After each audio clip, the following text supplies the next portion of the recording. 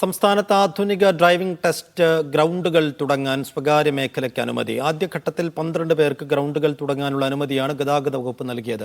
സ്വന്തം നിലയിൽ ഗ്രൗണ്ട് ഒരുക്കാൻ മോട്ടോർ വാഹന വകുപ്പ് ശ്രമിച്ചെങ്കിലും പൂർണ്ണമായും ഫലം കണ്ടിരുന്നില്ല.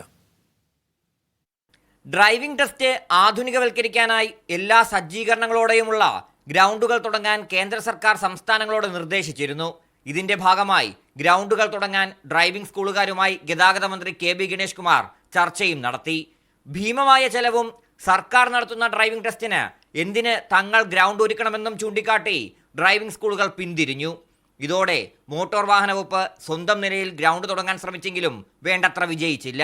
കയറ്റവും ഇറക്കവും റിവേഴ്സ് പാർക്കിങ്ങും ഉൾപ്പെടെയുള്ളതാണ് പരിഷ്കരിച്ച ഗ്രൗണ്ടുകൾ. എല്ലാ സംവിധാനത്തോടെയും തുടങ്ങാൻ 2.5 ഏക്കർ സ്ഥലം വേണം. ഇതോടെയാണ് സ്വകാര്യ മേഖലയെ തേടി MVD ഇറങ്ങിയത്. 12 പേരാണ് ആദ്യം അപേക്ഷിച്ചത്. ഇതിൽ ഭൂരിഭാഗവും ഡ്രൈവിംഗ് സ്കൂൾ ഉടമകളുടെ കൂട്ടായ്മ എന്നതാണ് ശ്രദ്ധേയം. ഇവരോട് ഗ്രൗണ്ട് ഒരുക്കി തുടങ്ങാൻ നിർദ്ദേശം നൽകി. നിർമ്മാണം പുരോഗമിക്കുന്ന മുറയ്ക്ക് RTO, ജോയിന്റ് RTO എന്നിവരോട് ഗ്രൗണ്ടുകൾ പരിശോധിക്കാൻ ഗതാഗത കമ്മീഷണർ നിർദ്ദേശം നൽകി. ഗ്രൗണ്ടിന്റെ ഫീസ് ഘടന എങ്ങനെ വേണമെന്നതിൽ സർക്കാർ ചർച്ച നടത്തി തീരുമാനമെടുക്കും. തിരുവനന്തപുരത്ത് നിന്ന് RB സനൂപ്, മീഡിയ 1.